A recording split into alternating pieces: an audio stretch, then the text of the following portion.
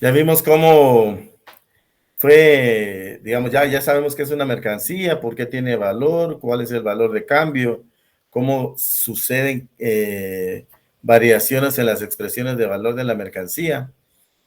Y entonces, esto forzaba necesariamente un mecanismo de comercio que fuera de aceptación general y que agilizara las transacciones. Y es acá donde surge el dinero a través de sustituirse en la forma general, ¿verdad? La última que vimos, ¿verdad? Donde veíamos que pasa a formar parte ahí el oro como uno de los metales preciosos, como un equivalente de todas las mercancías, del valor de todas las mercancías. Recordemos que esto es a partir de los dos polos de la mercancía, que eran su forma relativa del valor y su forma equivalencial, ¿verdad? Entonces, el dinero.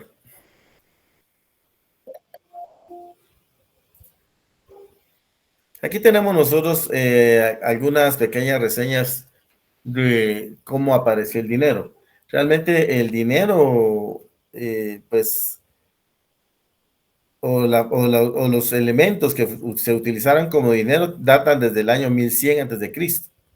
Básicamente en culturas como los chinos fueron los que empezaron a utilizar figurías de bronce y elementos de materiales preciosos, de metales preciosos, ¿verdad?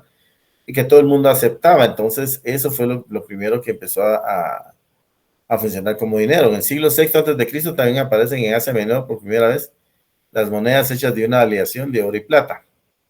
Conforme vayamos avanzando, vamos a ir viendo cuál fue el problema de cada una de estas monedas, ¿verdad? De por qué no prevalecieron hasta nuestros días, sino, eh, pues realmente hemos visto que el dinero evolucionaba y tenía retrocesos.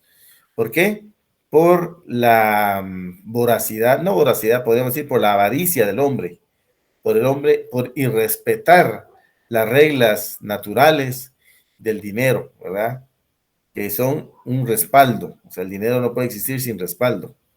Entonces, por irrespetar esas reglas, el dinero tenía sus retrocesos, avanzaba y retrocedía. Luego ya tenemos algunas de las primeras monedas, el dracma, ¿verdad? En Atenas, que estaba emitido en plata fina en el siglo VI antes de Cristo.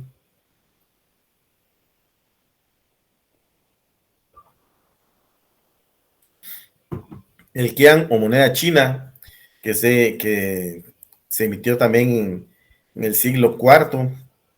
El peso de plata español en el siglo XVI, este sí ya está bien avanzado, ¿verdad? O sea, aquí ya pasó un proceso grande de desarrollo, ¿verdad? Y aquí es donde ya se reconoce, digamos, el nombre de la moneda por su peso, ¿verdad? O sea, se llama peso, pero no es porque antojadizo, sino ya sabemos nosotros que está respaldado por una determinada cantidad de onzas de oro o de cualquier metal precioso. Posteriormente surge el papel moneda, el que aparece por primera vez en Occidente en el siglo XVI también. Occidente prácticamente. Luego el papel moneda que fue introducido por primera vez en China en el siglo IX. Aquí como que hay un pequeño desfase porque fue antes en China que en Occidente, ¿verdad? Luego tenemos las formas, qué formas de intercambio hubo y que dieron lugar al surgimiento del dinero. La primera, que fue la que ya analizamos, fue la del trueque, que esa nos sirvió como una forma simple o fortuita del intercambio y que es la forma elemental de todo el proceso de cambio en la economía, de las mercancías. Luego el dinero mercancía, vamos a ver esta categoría de dinero mercancía, cómo es que el dinero es una mercancía, en que ahorita ya nosotros ya tenemos una idea de que sí es una mercancía, pero bueno, ¿y qué pasa con la ley del valor, verdad? Vamos a profundizar un poco con eso para ver cómo aplica al dinero. Tenemos dentro de este dinero mercancía, oro, plata y cobre, ahí no habría problema. Pero cuando el dinero se vuelve papel, entonces ahí qué pasa con la teoría del valor. Luego moneda o dinero en pleno contenido, el dinero en papel o papel moneda que eh, es el dinero crediticio, el dinero fiduciario, el dinero depósito o dinero bancario, el dinero plástico y el dinero virtual. Entonces, últimamente, a partir de que se logró determinar cuál era la base o el soporte, el sustento, el respaldo del dinero, entonces sí hemos tenido algún tipo de evolución en cuanto al dinero, pero hasta en nuestros días, y eso ha permitido que surja el dinero virtual, que lo vamos a analizar también. Recordemos la evolución de las formas de valor o valor de cambio hasta su forma de dinero, ¿verdad? Entonces, ¿qué es lo que hemos encontrado ahora? Que ya cuando aparecen los metales preciosos y representando lo que es el dinero, tenemos ahora una nueva forma de cambio. Por ejemplo, este traje que está acá va a tener un valor de 10 gramos de oro, 20 gramos de plata o 40 gramos de cobre. Vean ustedes que las variaciones en las cantidades atienden a la cantidad o al tipo, mejor dicho, de metal, del que se trata, ¿verdad? Por ejemplo, el oro es más cotizado que la plata y el cobre. Por lo tanto, se da menos, se dan solo 10 gramos. La plata es un poquito más cotizada que el cobre, pero menos que el oro, entonces se dan 20 gramos. Y el cobre de los tres metales preciosos que están aquí es el de menos valor, ¿verdad? Y por eso se dan 40 gramos, ¿verdad? Eso sería entonces que aquí hubo que igualar el tiempo de trabajo invertido en cada una de estas cantidades o en cada una de estas mercancías, en oro, plata y cobre. Y entonces aquí nosotros podemos concluir que el que tiene más tiempo de trabajo invertido es el cobre, perdón, el oro, por eso se da menos, ¿verdad? Se da menos cantidad. La primera función del dinero consiste en ser medida del valor, ¿verdad? Esa es la primera función, o sea, medir el valor de una mercancía. En ofrecer al mundo de las mercancías el material con que se expresa su valor. Es decir, el dinero como medida de valor es la forma necesaria de expresión de la medida del valor incorporada en las mercancías, es decir, el tiempo de trabajo, aunque no lo representa. Entonces, aquí como que dijera, es como que se oye algo contradictorio, decir, bueno, es que sí, el dinero sirve para medir el valor de la mercancía, pero no lo representa. ¿Cómo es eso? Primero, bueno, el tiempo de trabajo necesario, o sea, el tiempo de trabajo, eso es lo que representa el dinero.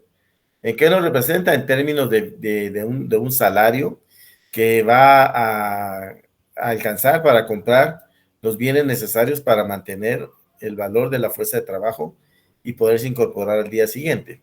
O sea, el valor del trabajo está determinado de una manera parecida al de la mercancía, es decir, por el tiempo de trabajo incorporado, pero no en su producción, ¿verdad? Porque recuerden ustedes que el trabajo es creador de valor, sino el tiempo de trabajo gastado en la producción de las mercancías.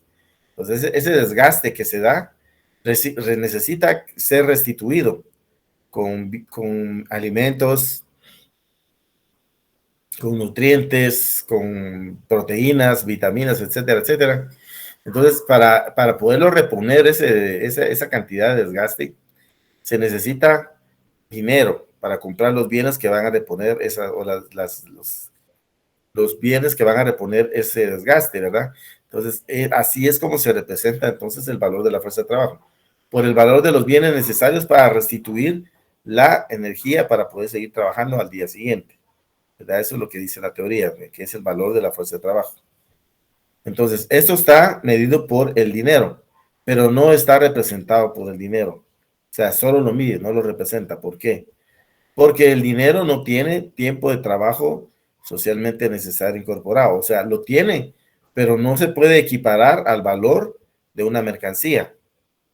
Porque si viéramos, por ejemplo, tenemos acá, como dice acá, una semana de trabajo socialmente necesario igual 100 quetzales. O sea, aquí estos 100 quetzales están midiendo el valor de una semana de trabajo, pero no lo representan, porque estos 100 quetzales no tienen una semana de trabajo incorporado. Estos 100 quetzales apenas tendrán, qué sé yo, 2, 3 segundos en lo que la máquina hace el recorrido y está imprimiendo. Y pongámosle un minuto porque por las firmas, ¿verdad? Porque lo tiene que firmar. Entonces, no representa una semana de trabajo, pero sí tiene un respaldo. que es la capacidad productiva del país. Entonces, esa capacidad productiva le da el respaldo a este billete y la aceptación que le damos todos, la confianza que tenemos todos. Y entonces nosotros determinamos el valor por lo medio de lo que el billete puede comprar, ¿verdad? Entonces, por eso se dice que no lo representa, porque no tiene, en términos de teoría del valor, no hay una igualdad, ¿verdad? El dinero aquí sí encierra, tampoco hay que decir que encierra un fetichismo, encierra un misticismo, no. Claramente el dinero tiene un valor y es lo que puede comprar, ¿verdad?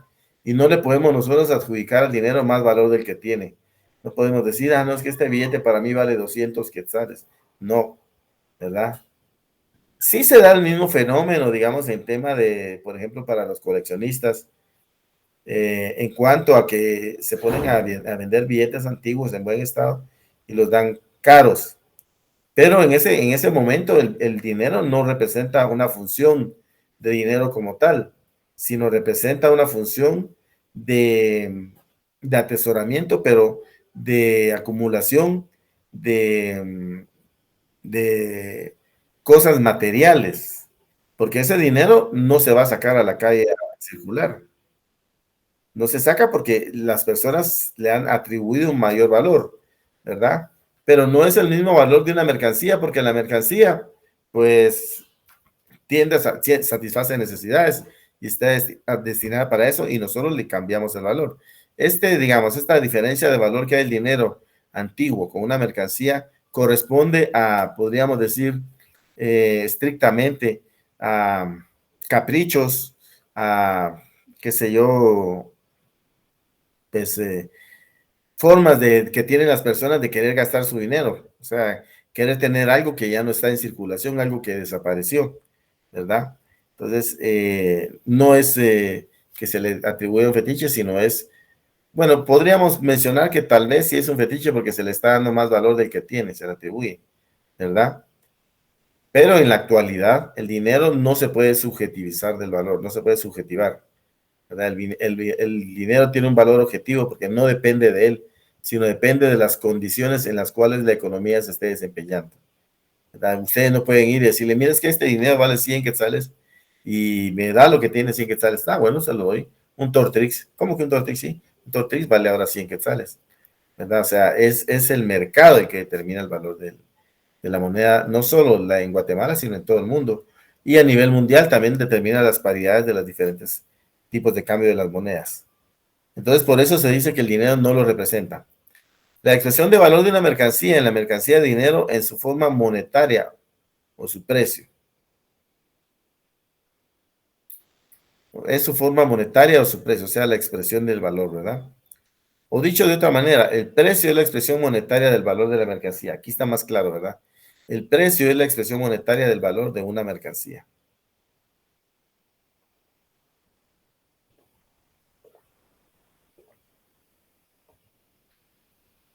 Entonces ya tenemos aquí dos funciones del dinero, ¿verdad? Medida del valor de la mercancía que no lo represente y medida de los precios, ¿verdad? Porque medir el valor no es lo mismo que medir el precio. Recuérdense ustedes que el precio se expresa o se materializa en el mercado, en la esfera de circulación. El valor se crea en la esfera de la producción. Entonces aquí tenemos un ejemplo de una mercancía en la cual están pues 10 gramos de oro y 20 gramos de plata. Entonces, en estos casos se complicaba un poco el comercio cuando se utilizaban dos tipos de metal precioso para como equivalentes de una mercancía. No digamos utilizar tres, ¿verdad? Dejémoslo aquí en dos, porque de esto es lo que habla Marx. Y Marx lo define como bimetalismo, o sea, el utilizar dos tipos de metal precioso como equivalentes de las mercancías. Entonces esto generaba un problema. Primero, había que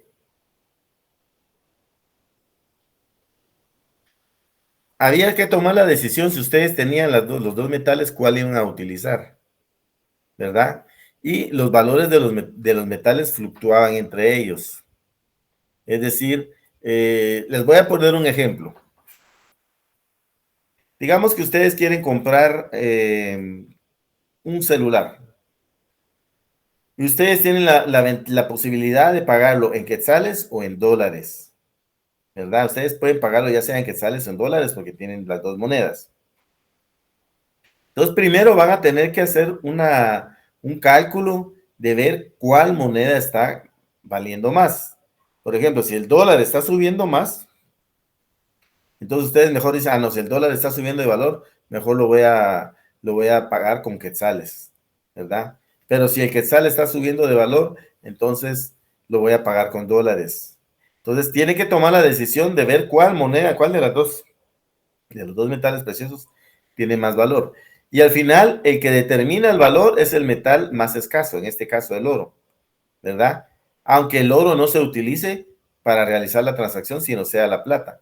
Entonces, al final se va a la cantidad de plata que equivalga al valor de oro por la mercancía. Entonces, es como hacer primero un cambio entre los metales y después enfrentarlo a la mercancía, ¿verdad? Entonces, es una triple decisión la que hay que tomar acá. Entonces, eso generaba muchos problemas. Incluso vean ustedes, si para ustedes tomar la decisión si dólares o quetzales, pues es complicada también porque también pueden decir, ah, es que de repente voy a necesitar dólares y me los voy a gastar ahorita, y mejor a que estén caros, a que estén baratos, voy a transar con dólares, ¿verdad? Entonces es una decisión que está sujeta a incertidumbre y una de las dos monedas es la que sirve de patrón de valor. En este caso, si tuviéramos los dólares y el quetzal, pues el dólar es el que estaría, digamos, determinando el valor. Si el dólar sube, pues damos más quetzales por ese dólar. Si el dólar baja de valor, damos menos quetzales por ese dólar. Entonces era un problema con el bimetalismo y eso desapareció porque no era eficiente, ¿verdad? El precio necesariamente debe ser informado por el vendedor, dado que solo él sabe cuánto tipo de trabajo tiene incorporado. Y esto ya hablando de los precios, ¿verdad? Ustedes, a mí por lo menos, no sé si a ustedes les pasa, pero a mí no me disgusta un poco cuando yo voy a un centro comercial y empiezo a ver productos, mercancías, pero no tienen puesto el precio, tiene que entrar uno a preguntar cuánto valen, ¿verdad? Entonces a veces a uno no mucho le gusta porque es rápido que le caen a los vendedores que si esto, que aquello, ya. Entonces es mejor solo ver, ah, no, muy caro y se va uno ni entra, ¿verdad? Pero entonces es necesario que los vendedores estén anunciando el precio porque si no esto se va a generar eh, espacios para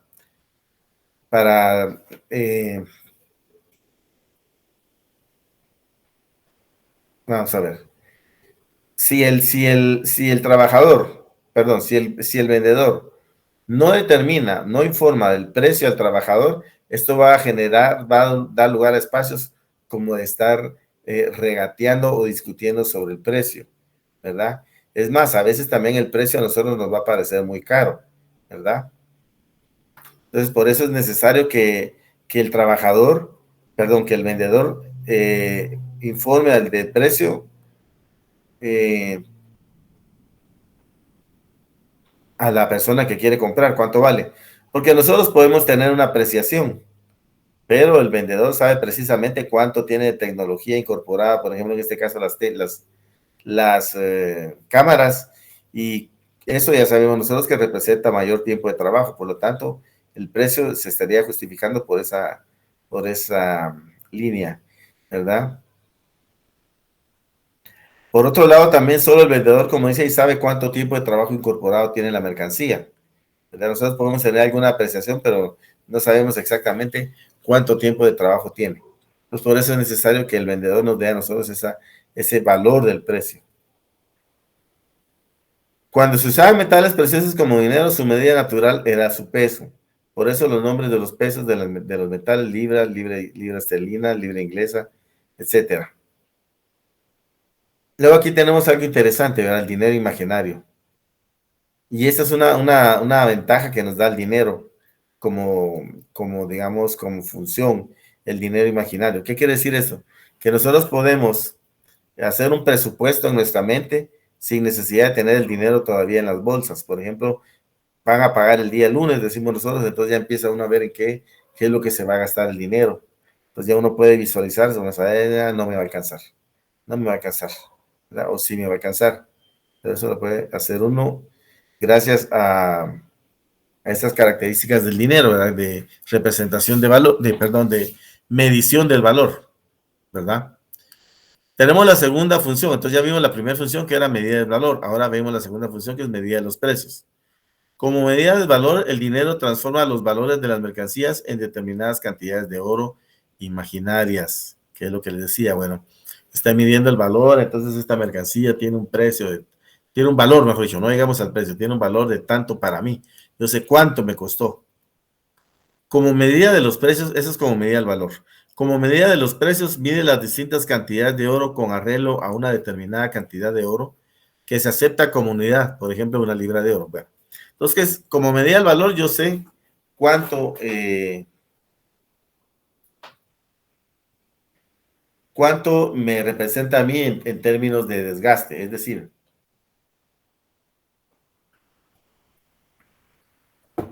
estoy cansado, trabajé mucho y sé que necesito comprar muchas cosas para poder recuperar esa energía gastada. Entonces, yo sé, sin tener el dinero todavía, cuánto me representa en términos de valor esa mercancía, ¿verdad? Ahora me voy a trasladar al lado de los precios, porque yo lo tengo de una manera imaginaria, yo sé cuánto esfuerzo, cuántas horas me tocó trabajar eso. Ahora vengo y le voy a asignar la cantidad de oro equivalentes a ese esfuerzo. Entonces aquí es donde el dinero como medida de los precios mide las distintas cantidades de oro con arreglo a una determinada cantidad de oro que se acepta como unidad, por ejemplo, una libra de oro. Entonces vienen acá y se ponen de acuerdo los bancos centrales y determinan, bueno, mire, eh, acá tenemos una situación en la cual eh, tenemos que determinar el precio de esta mercancía. O sea, yo sé cuánto tiempo tiene incorporado, cuánto me costó, pero ahora quiero ver cuánto le voy a poner de precio. Entonces, cuando uno le está asignando el precio, determina las cantidades del metal precioso que le va a poner. Por ejemplo, en este caso, Mars usa el oro. Entonces dice, bueno, serían entonces una libra de oro, por decirles algo, ¿verdad? O sea, ya se le asignó un valor, eh, digamos, cuantificable a la mercancía, que es una libra de oro, ¿verdad? Entonces, eso es como medida de los precios. Entonces, como medida del valor, no hay necesidad de que esté el oro. Ya como medida de los precios, sí, ya cuantificamos la cantidad en oro que vamos a pedir por nuestra mercancía en el mercado. Pero existe una diferencia entre medida de valor y medida de los precios, así como existe diferencia entre plusvalía y ganancia. No son lo mismo. Veamos aquí. Tenemos un lingote que representa 100 quetzales. Sea cual fuera el nivel de los precios, dos lingotes de oro van a representar el doble, o sea, 200 quetzales, ¿verdad? Esto no quiere decir que, por ejemplo, que porque los precios estén subiendo, si yo pongo ahora dos lingotes de oro, me van a representar 100 quetzales. No, esto siempre va a ser el doble que un solo lingote de oro. Recordemos así el ejercicio de la levita donde decía se duplica el tiempo de producción de la levita o cuando decíamos 20 varas de lienzo valen el doble que una levita, entonces ahí sabíamos que es el doble, o sea, si era 10 varas de lienzo por una levita, entonces deberían de ser 20, ¿verdad? Eso indistintamente de cuál fuera el nivel de precios. Lo que debemos entender aquí es una relación eh, cardinal en la cual el dos lingotes siempre van a ser el doble que uno, no importa el valor que tengan, ¿verdad? No importa cómo estén los precios en el mercado, dos van a representar siempre el doble de uno. Si el valor de un lingote es de 1000, pues dos van a ser 2000, ¿verdad? A eso se refiere, sea cual fuera el nivel de los precios. Eso no va a afectar, ¿verdad? Las fluctuaciones en el valor del oro o el dinero no afectan como medida de los precios, ya que dos lingotes de oro siempre van a ser más que uno, y 200 siempre será el doble de 100.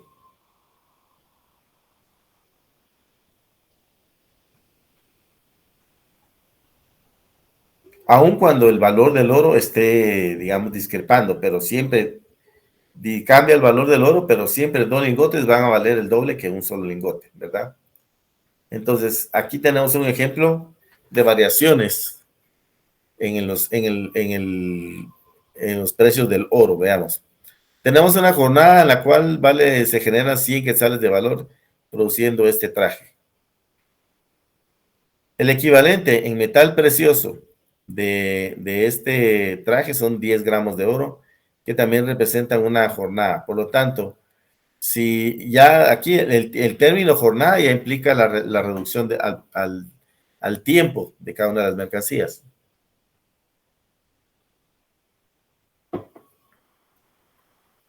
Y aquí estamos igualando 100 quetzales del traje y 100 quetzales de gramos de oro. Estamos tablas, estamos parejos, ¿verdad? En tiempo y en valor. Se duplica la producción de oro en el mismo tiempo y el traje permanece igual. Bueno, dice que se duplica la producción de oro. ¿Qué pasaría ahora entonces con el valor del oro si el oro se está produciendo más por términos de productividad? ¿Sube o baja el valor del oro? Sube, digo yo. Sube. Acuérdense que se está duplicando la producción. Baja el valor.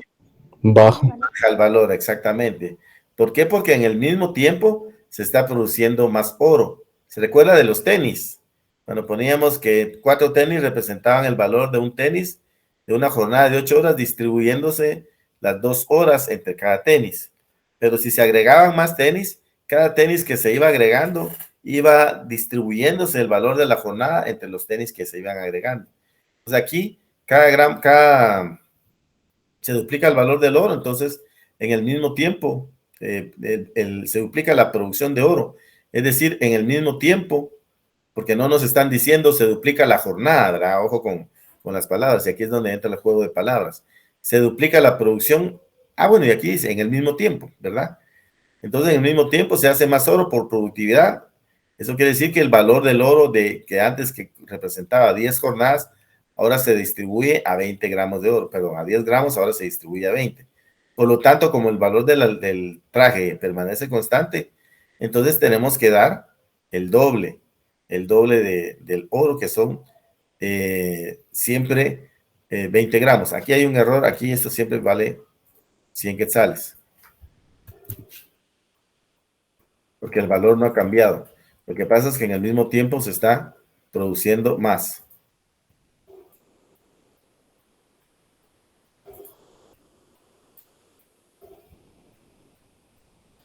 ¿Verdad?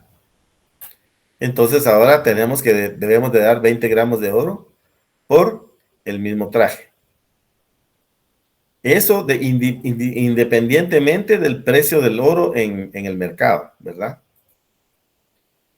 El precio es la expresión monetaria de la magnitud del valor de la mercancía, pero al mismo tiempo es la expresión de la relación de cambio de la mercancía con la mercancía dinero, es decir, con el oro. El valor de una mercancía no puede manifestarse nunca aislado en sí mismo, sino en relación de cambio con otra mercancía. Ya lo hemos platicado y Marx lo repite. El valor de una mercancía no puede compararse con una mercancía idéntica a ella. Tiene que compararse con otra mercancía distinta, ¿verdad?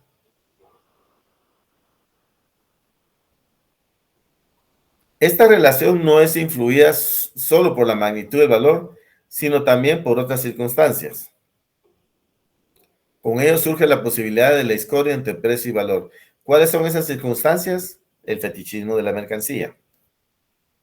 Bueno, una de las circunstancias, está el fetiche que podemos agregar aquí a esta imagen. Entonces, cada una de estas imágenes que acá nos pueden explicar la diferencia que puede haber o la discordia que puede haber entre precio y valor. Por ejemplo, ¿por qué aparece un rey aquí? Porque el rey, ahí, eso lo ve en el documento, ¿vale? Lo que dije, yo no voy a transcribir todo lo que dice en el documento, sino lo voy a explicar. En el documento dice que los reyes eran los que acuñaban o garantizaban el valor de la moneda, ¿verdad? O sea, se ponía la imagen del rey y decía ahí abajo que equivalía a 10 onzas de oro, ¿verdad? O sea, era una aleación en la cual esa moneda, ya con otros metales, tenía como mínimo 10 gramos de oro. Bueno, pero el rey, en su afán de enriquecerse, empezó a cambiar las aleaciones de las monedas, es decir, le empezó a poner más plomo, si ustedes quieren, y menos oro. Entonces la moneda pesaba lo mismo, y ahí decía siempre que eran 10 gramos de oro, pero realmente no lo tenía, porque las personas lo que hacían era, bueno, las tiraban. No sé si les conté la anécdota de cuando yo era niño, que falsificaban fichas de 25 centavos. Les conté, ¿no? ¿Alguien se acuerda? No, eso no. Ah, bueno. No, licenciado. Bueno, para hacer un espacio, un paréntesis así, para que llevarlos a ustedes allá por los años 1900, al año 1970 exactamente. Imagínense cuánto tiempo vamos a retroceder. Pues en aquel entonces existían las fichas de 25 centavos, existían las de 10 centavos, existían las de 5 centavos, existía la de 2 centavos, existía la de 1 centavo y existía la de medio centavo. Hoy por hoy esas fichas ya no las mira uno. Sin embargo, en la ley de especies monetarias del Banco de Guatemala todavía están contempladas. O sea que algún día podrían volver a emitirse. Oí que alguien levantó la mano.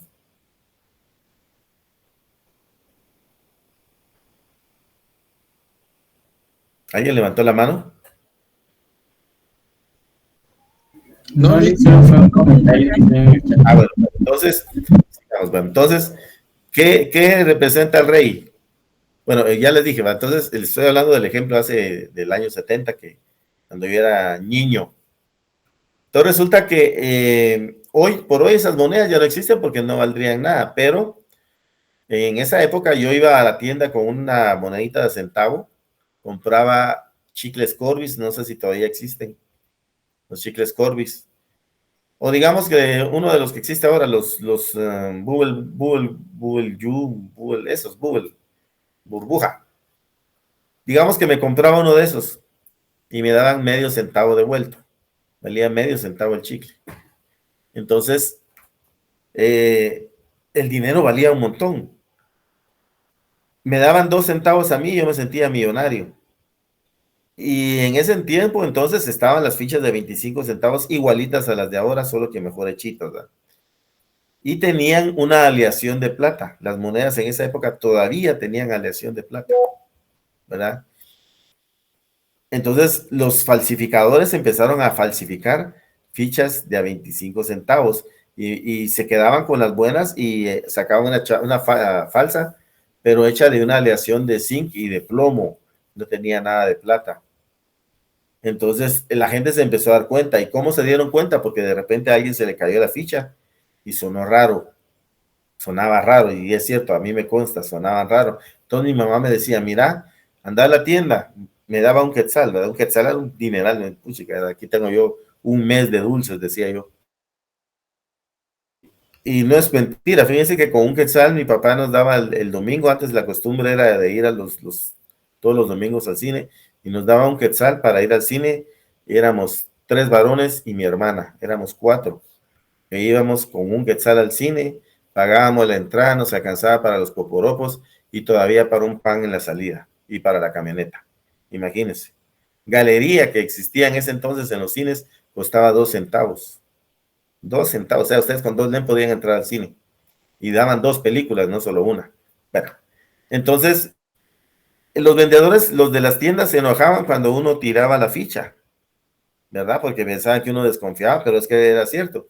Entonces, otra medida que había para saber si la moneda era buena o era mala, era morderla. Entonces venía uno y la mordía y si le quedaba marca del diente, era buena. Si se le quebraba el diente a uno, era falsa. Pero no se iba a quedar uno sholco por estar probando todas las monedas, ¿verdad? Entonces, eso ocurría con los reyes. Los reyes le cambiaban la aleación, entonces la gente, así como aquí en Guatemala, las mamás, así como ustedes, las viejitas, las tataraviejitas, las que tienen sus abuelitos, si no me creen, pregúntenle, se daban cuenta de todo el mundo, no se necesitaba ser estudiado para saber que la moneda era falsa, ¿verdad? Y que no valía, y se devolvía, y era un lío, era un pleito con el de la tienda, ¿verdad? Porque a él lo habían engañado, a él le habían metido esa ficha falsa, y él se la quería meter a uno. Entonces, eso ocurría en la economía con el rey. El rey le bajaba la calidad, de las monedas pesaban, es raro, pesaba lo mismo, pero no sonaban igual, y también las mordían, porque cuando tienen oro también es maleable, y se empezaban a quedar cholcas. Y total, entonces, ese fue uno de los factores que hizo que hubiera una diferencia entre el valor,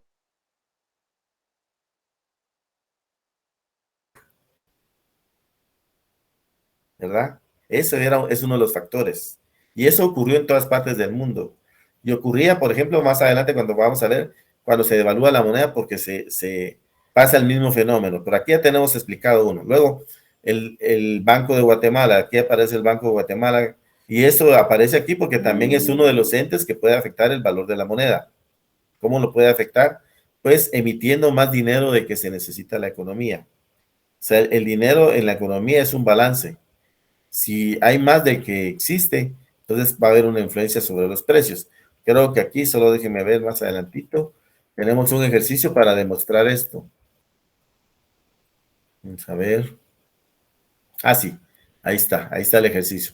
Vamos a demostrar esto que les estoy explicando ahorita con palabras y voy a hacer alusión al tema acá, ¿verdad? Lo que pasa es que aquí estamos demostrando o planteando las situaciones. ¿Hay un micrófono por ahí, compañeros? Planteando las situaciones en las cuales hay diferencias entre el precio y el valor. Entonces, la cantidad de dinero...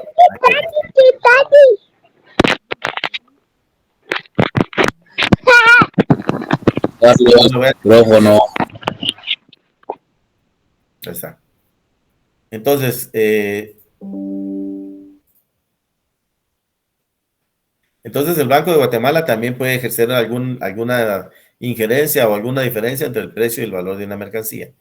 Luego tenemos el Producto Interno Bruto. También, dependiendo de la economía, si está bien o está mal, puede ser que el valor del dinero fluctúe y eso también va a ser alguna variación entre el valor y el precio. Y por último, el fetichismo de la mercancía también, que es cuando subjetivizamos, o mejor subjetivamos el valor de la mercancía y le damos más dinero del que se debería dar por una mercancía, mucho más allá de su valor, ¿verdad? Entonces, estos son algunos de los factores que pueden generar diferencia entre el precio y el valor. O sea, cuando hablamos de precio y valor, debemos de tener bien claro que no es lo mismo. Entonces, bueno, ahora veamos el proceso de compra-venta. Esto es gracias al dinero. Y aquí es donde sale la fórmula de la circulación simple de las mercancías. Entonces, solo quiero ver, tengo un video acá para que entendamos este proceso claramente. Ahorita se los voy a compartir. Yo creo que ya lo vimos, pero es para que recordemos realmente, traigamos a colación nuevamente cuál es el proceso de compra-venta y el proceso de circulación de la mercancía. Entonces vamos a ver de nuevo este video, si es que no lo hemos visto. Entonces, nos va a servir como recordatorio, ¿verdad? Ahorita se los comparto.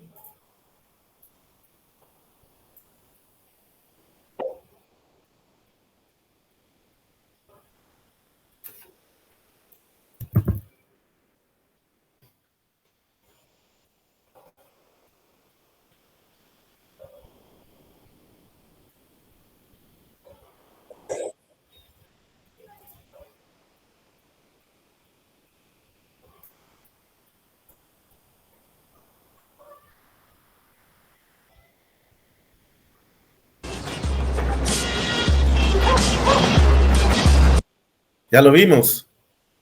No, eso no. No, licenciado. No, licenciado.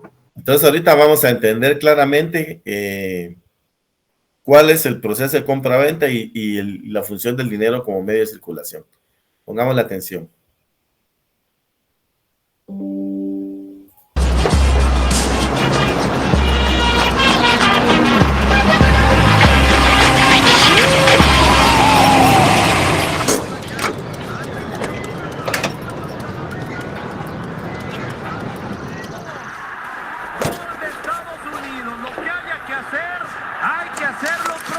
Buenas tardes, mi amigo. Bienvenido. ¿Qué me trae por aquí? Oh, business, negocios. ¿Tiene usted un cuarto para rentar? Claro que sí, la mejor suite del pueblo. Oh, ¿tiene agua caliente? Sí, el agua está al tiempo y como está haciendo calorcito, no va a querer salirse de la regadera. ¿Lo puedo ver? Son 100. ¿Solo por verlo?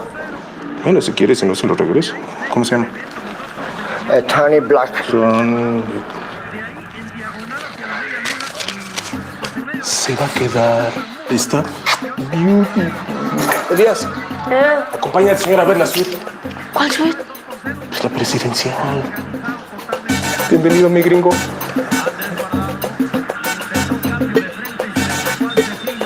$400. El árbitro dice se acabó la primera parte.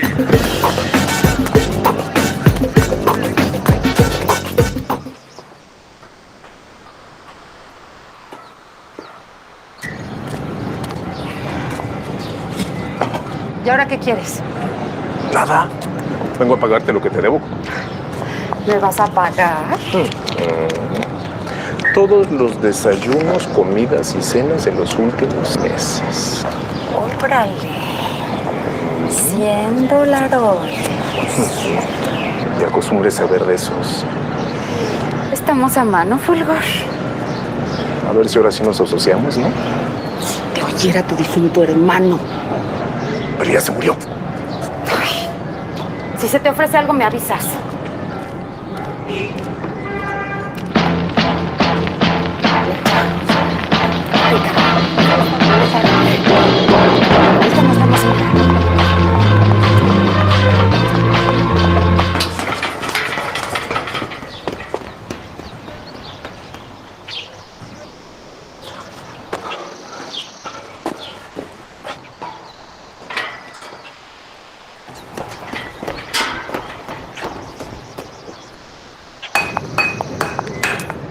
Divina, más divina que nunca. ¿Qué le vamos a fiar? ¿A Guayón? No, vengo a pagarle. Incluyendo lo que le debo del cochino de la fiesta de mi papá. No me digas que me vas a pagar. ¿Y todo lo que platicamos? Ya le dije, Odilon, no estoy en oferta. Te encargo 1 kilo de bistec.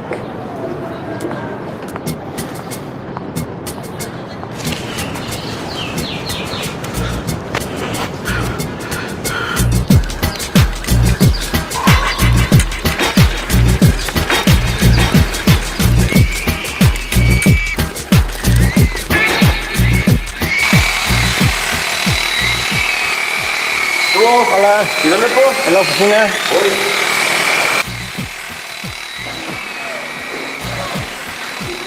Vienes a pedir más carne fiada, te tengo una noticia, gordo. Ya no tienes crédito. Yo también tengo gastos. No, patrón. Le vengo a pagar.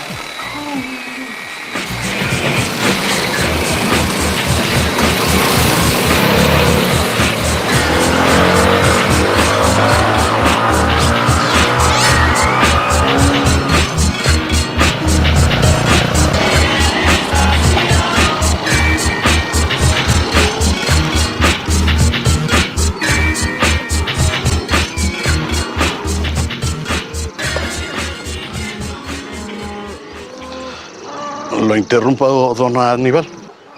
¿Qué quieres? Vengo a pagarle lo que le debo. ¿Y esa es tu urgencia?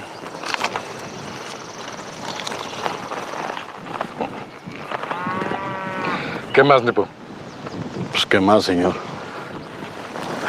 Está bueno, pues. Diles que no me mates. Diles que no me mates. Que no me mates. Diles que no me mates. ¿Qué pasó, mi rey? No me lo esperaba hoy. No me diga que se le ofreció algo. Súbase. Así yo. Don Aníbal.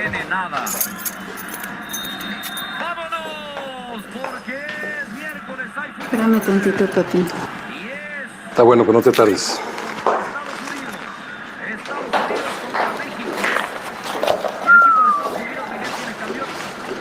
¿Me quedamos a mano, eh? incluyendo lo del cuarto de ahorita. Y luego te paso tu propinita.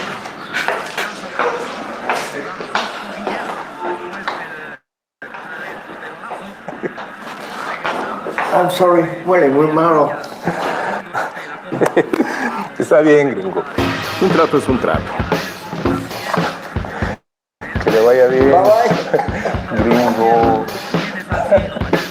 Ay,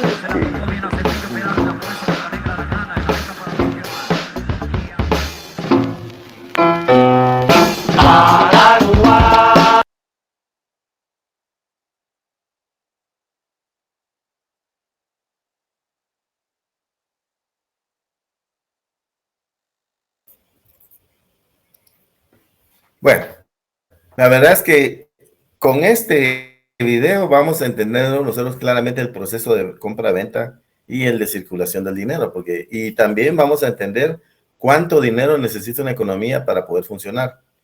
Porque si se dieron cuenta,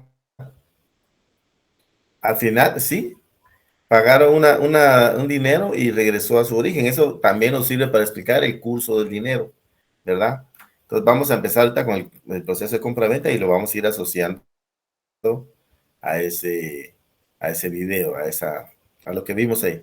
Entonces vean, el proceso de compra-venta es precisamente, por ejemplo, la fórmula de la mercancía, de la circulación simple de una mercancía, es la que se ve aquí: mercancía, dinero, mercancía. Es decir, que yo tengo una mercancía, la vendo, recibo dinero con esa mercancía compro esta otra mercancía. El que vendió y recibió esta mercancía, recibe 100 quetzales, recibe dinero y con ese dinero compra anteojos, ¿verdad? Más o menos como aquí podríamos poner nosotros al señor del hotel, esta es la señora de la comida, este es el carnicero y así sucesivamente, ¿verdad? En los 100 quetzales iban, solo que eran $100, iban sirviendo en este caso para liquidar deudas, como bien puso ahí Vanessa, ¿verdad? En este caso no son deudas, sino se va comprando, pero al fin y al cabo es lo mismo, porque las deudas eran por mercancía que se había dado al crédito, ¿verdad? Entonces nuestra ecuación inicial, o sea, la más simple, arranca con mercancía, dinero y mercancía, ¿verdad? Yo tengo mercancía que vendo y con eso recibo dinero. Y esto se llama proceso de compra-venta. Y así sucesivamente, pues tenemos que nuestra mercancía sigue comprando y vendiendo. Vean ustedes, va durante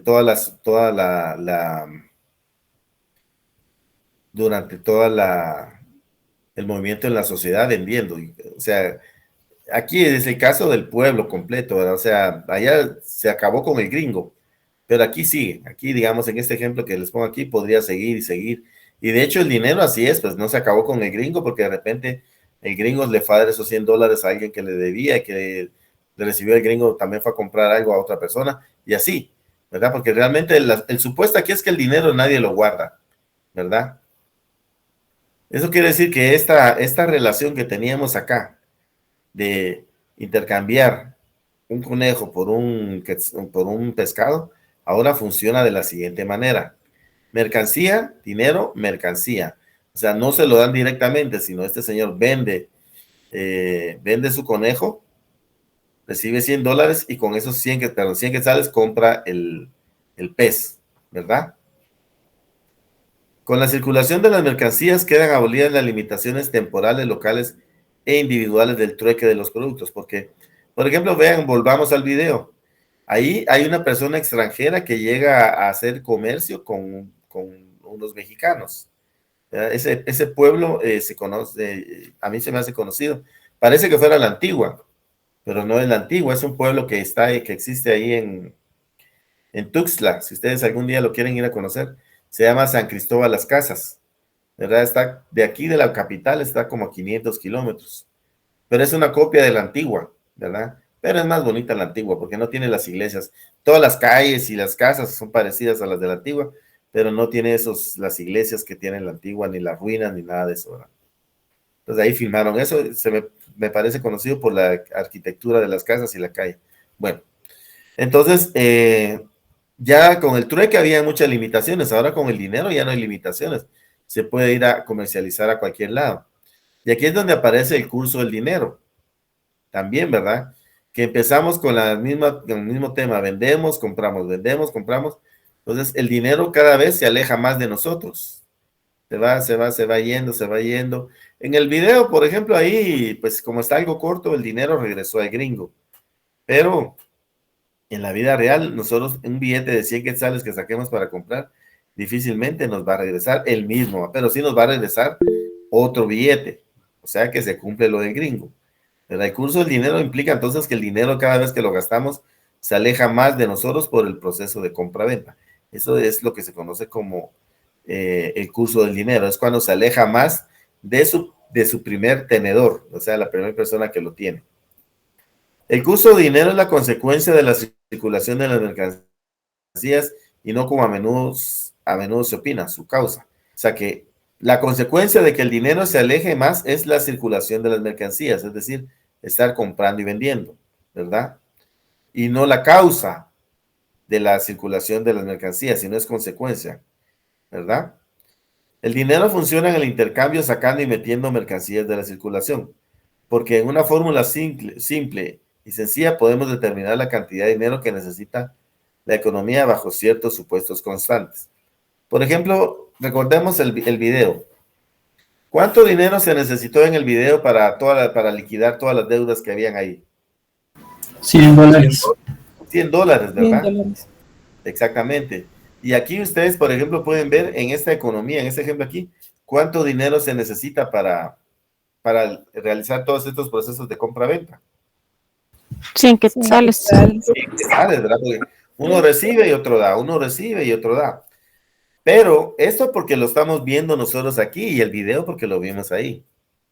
Pero en una economía, digamos, globalizada, ya a nivel macroeconómico, la percepción que se tiene es de que no fueron 100 quetzales, sino fueron 100, 200, 300, 400, 500, 600, 700 quetzales los que se movieron en la economía, ¿verdad? Porque fueron las operaciones, las transacciones que se llevaron a cabo, pero eso porque nosotros tenemos aquí el cuadro y lo podemos ver, pero en la vida real eso no ocurre, no se ven, digamos, el Banco de Guatemala, que es el encargado de todas las variables macroeconómicas, no tiene esta facilidad, tiene que hacer una encuesta y le preguntar a todo el mundo, mire, ¿usted compró? Sí, yo compré tal cosa. ¿A quién se la compró? A tal persona. Va con la persona, ¿usted vendió? Sí, yo vendí tal cosa.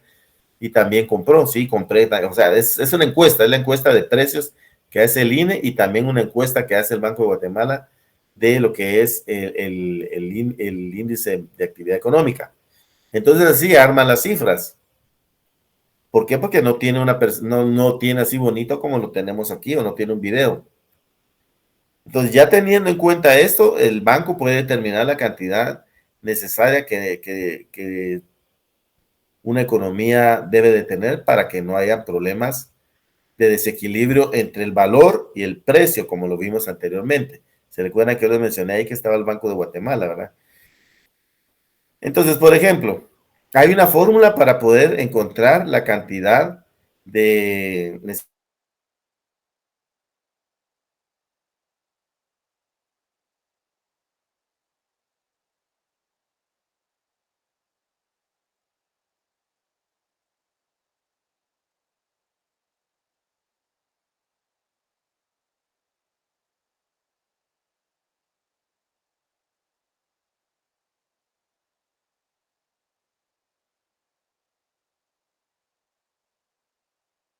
Entonces la cantidad necesaria para la circulación de las mercancías va a ser igual a M, que es la masa monetaria, dividido en las transacciones, ¿verdad?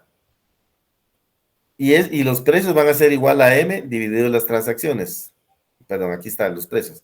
Entonces tenemos que 700, que es la masa monetaria que tenemos aquí como sumatoria de precios, dividido las transacciones que son 1, 2, 3, 4, 5, 6 y 7, ¿verdad? O sea, cada vez que se compra una mercancía, yo la divido entre la sumatoria de todo el dinero que está acá y me da 100, y esa es la cantidad de dinero que se necesita, ven ustedes, los 100, ¿verdad?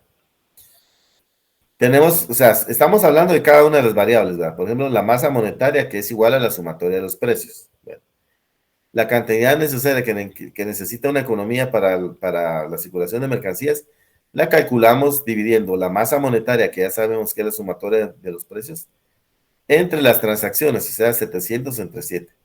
Los precios los podemos calcular agarrando la masa monetaria entre las transacciones también, o sea, es lo mismo, ¿verdad? La cantidad de dinero, o sea, el precio de las mercancías se calcula de la misma manera. No se escucha, licenciado. ¿No se escucha? No, se escucha entrecortado. Sí se Ah, Yo sí lo escucho bien. bien? Yo la escucho claro. entonces va a ser la señal suya, compañero. Sí, porque yo estoy viendo aquí, tengo full la antenita de internet, o sea, tengo toda la señal, ¿verdad? Bueno, esto solo es, esto no está ni siquiera en el libro, o yo creo que sí está en el libro, pero esto nunca lo han puesto en el examen, ¿verdad? Pero no es nada complicado, ¿verdad, compañeros? Les voy a explicar, vamos a hacer un ejercicio aquí para entenderlo.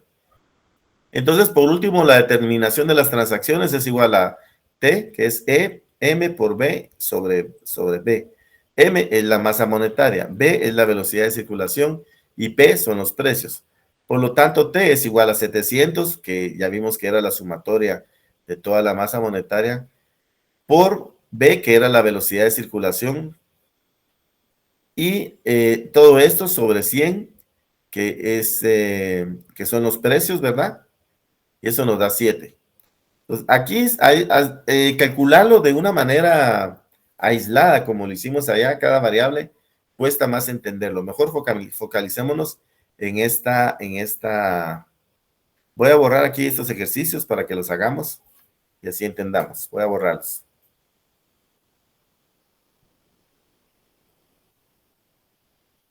Así lo entendemos, porque leyendo ahorita la fórmula y qué es cada cosa cuesta. Entonces, lo que acabamos de mencionar nosotros es la teoría cuantitativa del dinero, que en esencia dice que M por B es igual a P por T. Entonces, vamos a poner aquí nuevamente, si quieren saquen papel y lápiz, y quiero que pongan esta igualdad. Y luego vamos a desarrollar estos ejercicios para poder entender.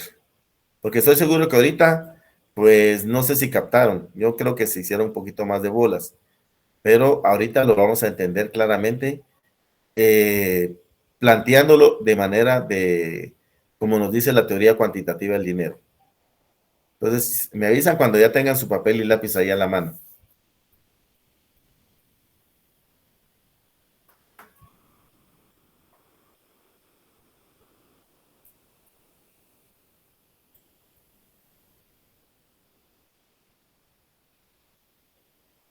¿Qué tiene su papel?